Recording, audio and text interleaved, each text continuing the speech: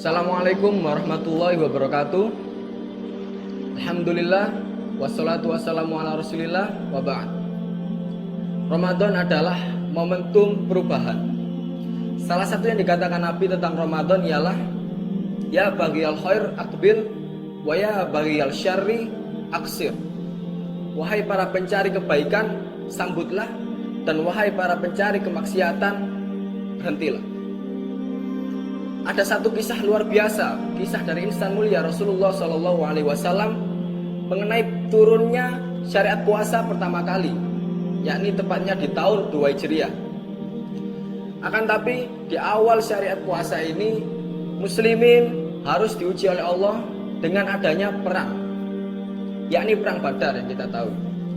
Perang Badar adalah perang yang sama sekali tidak seimbang antara 1000 pasukan kafir Quraisy dengan 313 pasukan muslimin.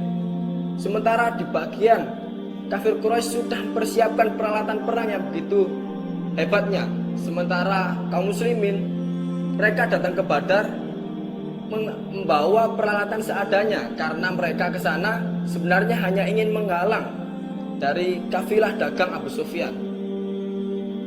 Kemudian ketika menghadapi 1000 pasukan sebesar itu, apakah sahabat menyerah begitu saja? Jawabannya adalah tidak. Salah satu sahabat mulia, pemimpin Ansor saat itu, Sa'ad bin Mu'adz radhiyallahu anhu, beliau berkata, "Ya Rasulullah, seandainya di depan kita itu adalah lautan dan kau menyuruh kami untuk terjun ke lautan itu, niscaya kami akan terjun ya Rasulullah." Sebuah perkataan yang luar biasa dari lisan orang beriman. Ketika Ramadan pertama para sahabat Nabi harus diuji dengan perang Badar, mereka mempersiapkan fisik terbaik mereka, mereka mempersiapkan iman terbaik mereka. Lalu bagaimana dengan Ramadan kita? Ramadan kita sama sekali tidak ada apa-apanya jika dibanding Ramadan para sahabat Nabi. Bahkan Rasulullah SAW sendiri hanya menikmati Ramadan 9 kali seumur hidupnya.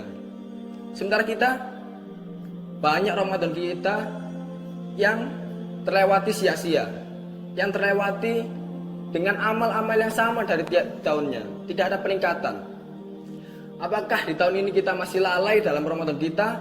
Apa kita memanfaatkan karantina ini untuk bermalas-malasan dalam Ramadan kita? Mari kita cek diri sendiri.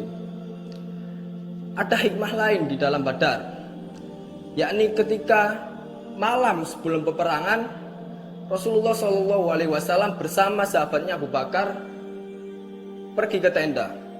Kemudian beliau berdoa dengan doa yang diulang-ulang, "Ya Allah, penuhilah janjimu.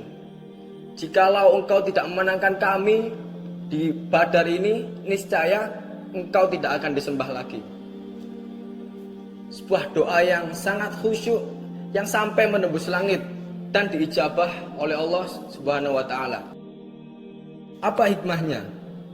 Ketika manusia dihadapkan dengan suatu problem yang besar, suatu permasalahan yang besar, kalau kita pakai akal pikiran kita pun itu adalah hal mustahil atau itu adalah jalan buntu, maka kita contoh Rasulullah SAW, yakni beliau melangitkan doanya dengan khusyuk, karena beliau tahu mustahil itu adalah ilmunya manusia, sementara ilmu Allah tidak ada yang mustahil.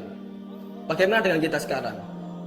Saat ini kita sedang diuji Allah, yakni berupa wabah COVID-19 atau Corona. Kita tahu Corona ini sudah merajalela di seluruh dunia, karena pikiran kita berpikir itu adalah wabah yang tidak mungkin selesai, itu adalah wabah yang mustahil untuk selesai.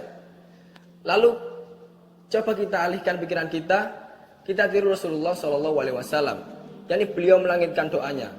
Maka siapkanlah doa terbaikmu, siapkanlah sujud terbaikmu, karena tidak menutup kemungkinan bahwa Allah akan memberikan kabar gembira berupa hilangnya atau redanya wabah berupa COVID-19 ini karena doamu yang diijabah oleh Allah Subhanahu wa taala.